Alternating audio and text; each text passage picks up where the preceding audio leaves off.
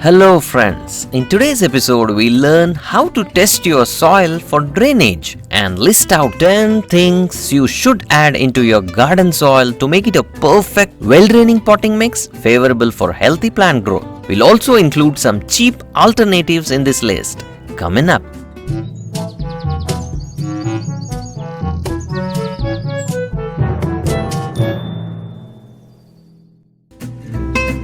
Before we start, let's look into what is a well-draining soil. Well-draining soil is a soil where water drains out at a medium rate, neither too quickly nor too slowly. We all know that if the soil is too wet, plant roots fail to get the oxygen they need and they tend to rot and the plant dies. Similarly, if the soil has too much air pockets and if it drains out too quickly, plant roots dry out, which again is not good for plant growth.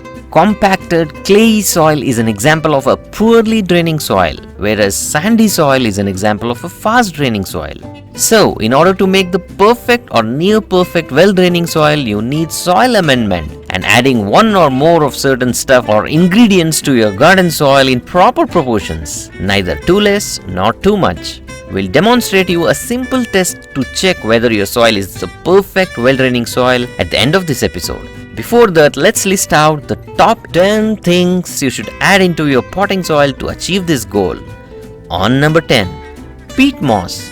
Peat moss is organic dead fibrous material which makes your soil well draining. It has an acidic pH and hence very useful for acid loving plants, but its main problem is it's a bit expensive and may not be suitable for alkaline pH loving plants. Its best use is in seed starting mix. It's usually mixed with compost and it holds moisture and nutrients for a longer time and hence helps in seed germination.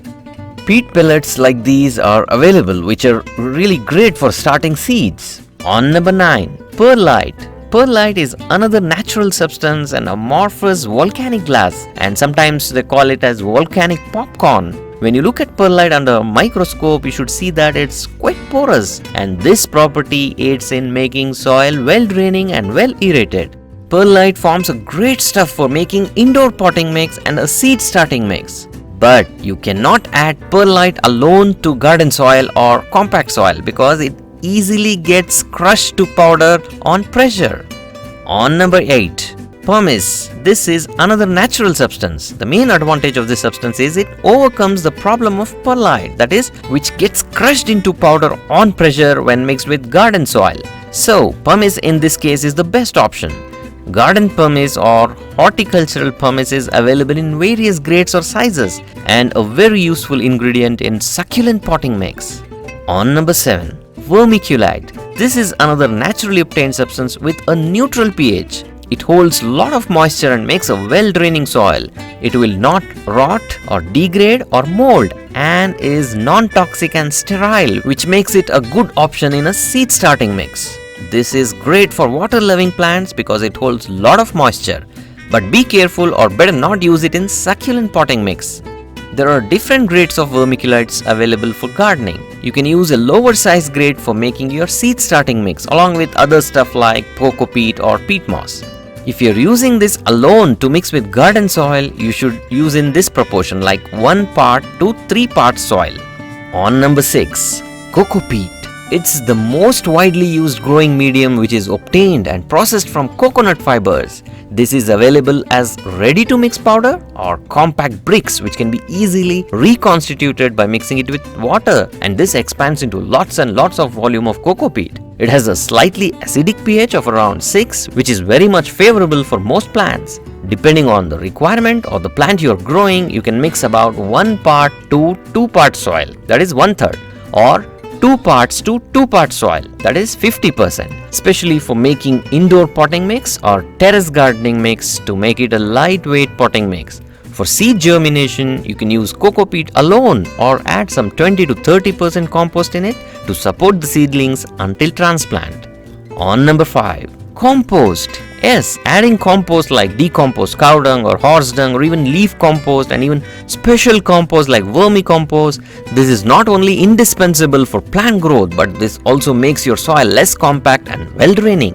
But adding other stuff like perlite, vermiculite, coco peat or peat moss along with compost makes the soil more suitable for healthy growth of plants.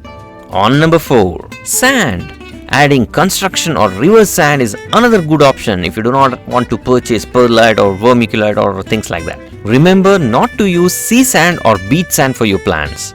The major drawback with sand is that it can make your soil drain out too quickly, especially if you're adding more than 30% to the soil. But this type of mix is very much favorable for succulents and cacti, but not to other plants. Another major problem is soil compaction over a period of time, which can make it concrete-like and difficult for the plants. So generally add no more than 10% or max 20% sand into potting mix for most plants. On number 3, brick powder. Some gardeners suggest adding brick granules or coarse red brick powder makes the soil well draining and well aerated. On number 2, gypsum powder. This is another good alternative to mixing it with compact soils, which effectively changes the structure and fertility of heavy clay soils. On number 1, shredded bark, twigs and sawdust. No doubt all these make your soil well draining, but at the same time they steal nitrogen from the soil in the process of their decomposition.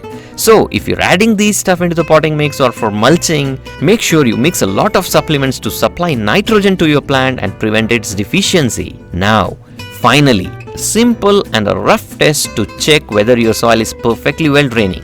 When you add water to your container, after thoroughly watering your plant, it should drain out from the drainage hole in about 1 to 2 minutes, neither quicker nor too late. Please watch this video circled right here for the best potting mix recipes using all these stuff discussed today. So there you have it folks. Please give me a thumbs up if you found this video helpful. Also please comment below with your queries and feedback. Consider subscribing along with the bell icon, and happy gardening.